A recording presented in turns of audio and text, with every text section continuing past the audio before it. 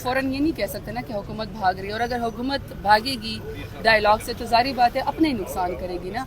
देखिए in and उन्होंने भी, हमने भी, सब ने अवाम की अदालत में जाना है जिन्होंने वोट की पर्ची के ज़रिए हमारा फ़ैसला करना है।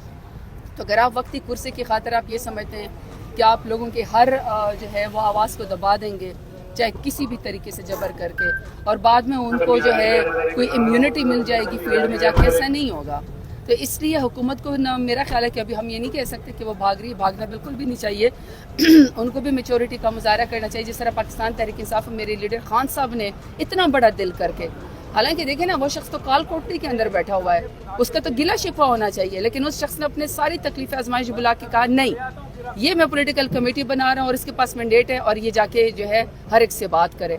तो जब खान साहब ने इतना बड़ा दिल किया तो मेरा ख्याल में हुकूमत को भी अब आंखें नहीं चुरानी चाहिए। आप समझते हैं कि अगर हुकूमत कहती है कि 9 मई के जो वाक़यात हुए हैं, अगर उन पर पहले बात की जाए, उन पर कोई मादरत की जाए, उसके बाद मुज़ाकरात होने चाहिए, तो पीटीआई इस पर राज़ी होगी?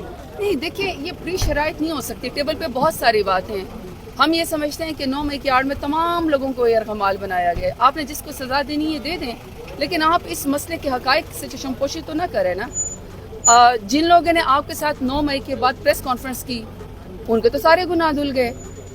जिन्होंने आपके साथ प्रेस कॉन्फ्रेंस की उनको आपने अपनी पार्टियों में लिया, आपने उनको टिकटें दी, और बात है कि आवाम ने उनको रिजेक्ट कर दिया, लेकिन आपने बहुत सारे लोगों के यहाँ पे वजीर मुशीर बना दिया। तो असल बात ये है कि फिर या फैसला कर ले कि सारे गलत है या फिर फैसला करे कि सारे ठीक है। तो इसलिए देखिए ये इस तरह स्वीपिंग स्टेटमेंट नहीं हो सकती है, फलाना माफ़ी मांग ले, फलाना माफ़ी मांग ले। माफ़ी मांगने से मसाइल नहीं होते हल, असल मसाइल हल होते हैं कि जो असल हक़ाइक़ है उसके ऊपर, मेरिट के ऊपर फैसले की जाए। अब मैं आपकी छोटी सी एग्जांपल देती हूँ। मैं 9 मई को डेरा गाजी खान में मौजूद थी। अब डेरा गाजी खान डिवीज़न में मेरे ऊपर 14 या 17 मुकदमे हैं 9 मई के। अब उसी दिन के मेरे ऊपर फैसलाबाद भी है, पिंडी भी है, गुजरावाले है। चलो आपस में डिवीज़न फैसला कर ले कि सरताज गुलकाम पे मौजूद थी, या डिवीज़न आपस में फैसला कर ले, कोर्ट फैसला कर ले कि कौन सा जो डिवीज़न है वो सच बोल रहा है और कौन सा डिवीज़न जो है वो सही बात नहीं कर रहा, तो फैसला कर ले। मैडम ये अचानक से तब्दीली कैसे है? आप नहीं समझते अगर ये मुज़ाकरात का जो रास्ता है पहले इख्तियार किया जाता तो डी चौक पर जो आप कहते हैं कि हमारे इतने शहीद हुए कारकुनान, वो शहीद ना होते और ये मामला जो हैं कुछ अर्सा पहले ही तय पा जाते? देखिए जुर्म करने की तो कोई दलील नहीं है ना, इंसानी लोगों को पामाली की तो कोई दलील नहीं है, लोगों को शहीद करने की, यानी हत्या अवाम के ऊपर, पीसफुल प्रोटेस्टर के ऊपर गोली चलाने की तो कोई दलील नहीं है। संजानी में बैठ जाते या हम पहले मुज़ाकरात कर लेते, नहीं। असल बात तो यही है ना कि आपने पीसफुल प्रोटेस्ट के ऊपर गोली क्यों चलाई और उसका हुकूमत को जवाब देना पड़ेगा, इसलिए फिन बर्ड्स नहीं है। असल बात ये है कि देखिए जब भी हम डायलॉग की बात करते हैं हुकूमत उससे भी ज़्यादा जुल्म ही कर रही होती है। ये जो हमारे कारकुनान है ना, ज़ाहिर बात है ये हमसे सवाल करते हैं, और हम जो ये लोग बड़े अपने आप को एक ओहदे के ऊपर हैं, इन सब ने भी अपने कारकुनान को जवाब देना है। हमारे बहुत सारे स्कूल ऑफ थॉट होते हैं जो वो कहते हैं कि इनके साथ तो आप एक फ्रेम में भी नजर ना आए, इनसे सलाम दुआ कर ले तो हमारे वर्कर को गुस्सा आता है, क्योंकि ज़ाहिर बात है इन्हीं की वजह से हमें तकलीफ में आजमाइश में डाला गया है। तो हम भी तो अपने वर्कर के साथ डायलॉग ही करते हैं ना, हम उनसे बात ही करते हैं, उनको कन्विंस करते हैं। तो हम जो ये छोटे लोग थोड़े से बड़े हो गए खान की मेहरबानी की वजह से, खान के वोट की वजह से, हमारी भी कोई जिम्मेदारी है और जिम्मेदारी को फील करते हुए हमने डायलॉग का रास्ता अपनाया। खान साहब ने जो है कमेटी है, जो आपकी डायलॉग कमेटी है, उसको अख्तियारात दे दिए हैं? बिल्कुल बिल्कुल मेरे सामने, मैंने कहा ना कि मैंने खुद उनसे पूछा, क्योंकि जेल ट्रायल था मेरा, तो हमने खुद उनसे पूछा कि खान साहब इख्तियार है, आखिरी मौके ऐसे कभी होता है कि हम नहीं मिल सकते हैं, तो उन्होंने कहा नहीं इख्तियार है इसके पास, कमेटी के पास। अगर किसी ने हज पे जाना था तो उसको एहराम में से उतार के वापस लाया गया कि तुम्हारा डाइसेंटिंग वोट था। किसी पॉलिटिकल कारकुन ने कोई ट्वीट किया, रीट्वीट किया, उसको भी उठा ले गया कि तुम दहशतगर्द हो। अगर किसी ने पीसफुल प्रोटेस्ट किया तो उसको भी ठिकाने लगा दिया गया। तो पाकिस्तान तो मौजूदा साल मेरा ख्याल में कि इंसानी हकूक़ की पामाली का दिन इस मुल्क में मनाना चाहिए, इंसानी हकूक़ का दिन आप नहीं मना सकते हैं। और इस सैड स्टेट ऑफ अफेयर्स के अक्सरियती राय को एक्सेप्ट नहीं किया गया, अक़लियती राय को ज़बरदस्ती हमारे मुल्क के ऊपर मुसल्लत किया गया। पाकिस्तान बहुत पीछे चला गया, इस्लामी जमहूरिया पाकिस्तान है। हम तो गली मोहल्ले में अपने हमसायों की कदर करते हैं, ऊंची आवाज़ में लोग बात नहीं करते, बहनें बेटियों की इज़्ज़त करते हैं, मगर यहाँ पहली दफ़ा हुआ है कि हुकूमत की तरफ से माओ बहनों बेटियों को बालों से पकड़ कर घसीटा गया, वीडियोज़ बनती रही हैं, लेकिन किसी को कोई फ़र्क नहीं पड़ा। So it's a sad state of affairs, इंसानी हकूक़ की पामाली हुई है। 2025 को कैसे देखने, क्या उम्मीदें हैं? دیکھیں اگر انسان امید چھوڑ دیتا ہے نا تو پھر اس کے پاس جینے کا حق ختم ہو جاتا ہے. اللہ تعالیٰ نے ایک مسلمانوں میں ایک یہ ایمان کا معاملہ ضرور رکھا ہے کہ ہم اپنے بہت سارے معاملے جو ہم حل نہیں کر سکتے ہم اللہ کے اوپر ڈال دیتے ہیں, اللہ بہتری کرے گا. تو امید کے ساتھ تو ظاہری بات انسان زندگی انسانوں میں یہی تو ہے کہ ہم امید کا دامن نہیں چھوڑ سکتے.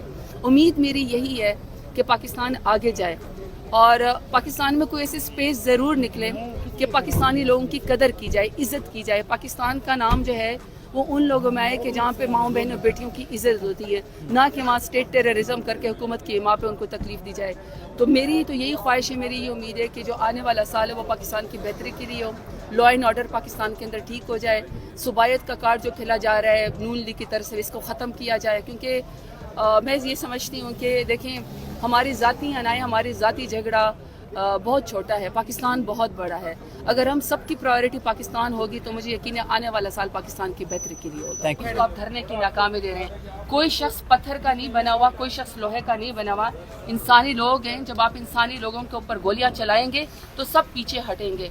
یہ جو 24 نومبر کو پاکستان تحریک انصاف میں پاکستان کی تاریخ میں سب سے بڑی پیسفل پروٹیسٹر آپ یہاں پہ آئے تھے اور ڈی چوک پہ انہوں نے پاکستان کا ترانہ پڑھا تھا. اس لیے آپ اس کو ناکامی سے تشبیہ نہیں دے سکتے, بلکہ پاکستان تحریک انصاف سے تو ظلم ہوا ہے. میڈم 2 منٹ دے دیں. کیا پارلیمنٹ میں میں نے جانا ہے کہ نہیں؟ حکومت کا رسپانس کیسا ہے مذاکرات پہ؟ کیا حکومت کا رسپانس کیسا ہے مذاکرات کے بارے یہ تو ابھی ہم دیکھیں گے, لیکن ایڈوائزری کمیٹی میں جو ہماری بات ہوئی ہے اس سے تو بہتر ہے. اور میں یہ سمجھتی ہوں کہ اب پاکستان تحریک انصاف نے جب مینڈیٹ لے لیا ہے کہ ہم ان سے بات کرنے کو تیار ہیں, تو اب حکومت کو بھی میجورٹی کا مظاہرہ کرنا پڑے. ہم حکومت کو فوراً یہ نہیں کہہ سکتے نا کہ حکومت بھاگ رہی ہے, اور اگر حکومت بھاگے گی ڈائلاگ سے تو ظاہری بات ہے اپنے ہی نقصان کرے گی نا. دیکھیں ان اینڈ انہوں نے بھی, ہم نے بھی, سب نے عوام کی عدالت میں جانا ہے جنہوں نے ووٹ کی پرچی کے ذریعے ہمارا فیصلہ کرنا ہے. تو اگر آپ وقتی کرسی کی خاطر آپ یہ سمجھتے ہیں کہ آپ لوگوں کے ہر جو ہے وہ آواز کو دبا دیں گے چاہے کسی بھی طریقے سے جبر کر کے, اور بعد میں ان کو جو ہے کوئی امیونٹی مل جائے گی فیلڈ میں جا کے, ایسا نہیں ہوگا. تو اس لیے حکومت کو میرا خیال ہے کہ ابھی ہم یہ نہیں کہہ سکتے کہ وہ بھاگ رہی ہے, بھاگنا بالکل بھی نہیں چاہیے. ان کو بھی میچورٹی کا مظاہرہ کرنا چاہیے, جس طرح پاکستان تحریک انصاف میرے لیڈر خان صاحب نے اتنا بڑا دل کر کے. حالانکہ دیکھیں نا وہ شخص تو کال کوٹری کے اندر بیٹھا ہوا ہے, اس کا تو گلا شکوہ ہونا چاہیے, لیکن اس شخص نے اپنے ساری تکلیف آزمائش بلا کے کہا نہیں یہ میں پولیٹیکل کمیٹی بنا رہا ہوں اور اس کے پاس مینڈیٹ ہے اور یہ جا کے جو ہے ہر ایک سے بات کرے. تو جب خان صاحب نے اتنا بڑا دل کیا تو میرا خیال میں حکومت کو بھی اب آنکھیں نہیں چرانی چاہیے. آپ سمجھتے ہیں کہ اگر حکومت کہتی ہے کہ 9 مئی کے جو واقعات ہوئے ہیں اگر ان پر پہلے بات کی جائے, ان پر کوئی معذرت کی جائے, اس کے بعد مذاکرات ہونے چاہیے, تو پی ٹی آئی اس پر راضی ہوگی؟ نہیں, دیکھیں یہ پری شرائط نہیں ہو سکتی. ٹیبل پہ بہت ساری باتیں ہیں. ہم یہ سمجھتے ہیں کہ 9 مئی کی آڑ میں تمام لوگوں کو یرغمال بنایا گیا. آپ نے جس کو سزا دینی ہے دے دیں, لیکن آپ اس مسئلے کے حقائق سے چشم پوشی تو نہ کریں نا. جن لوگوں نے آپ کے ساتھ 9 مئی کے بعد پریس کانفرنس کی ان کے تو سارے گناہ دھل گئے.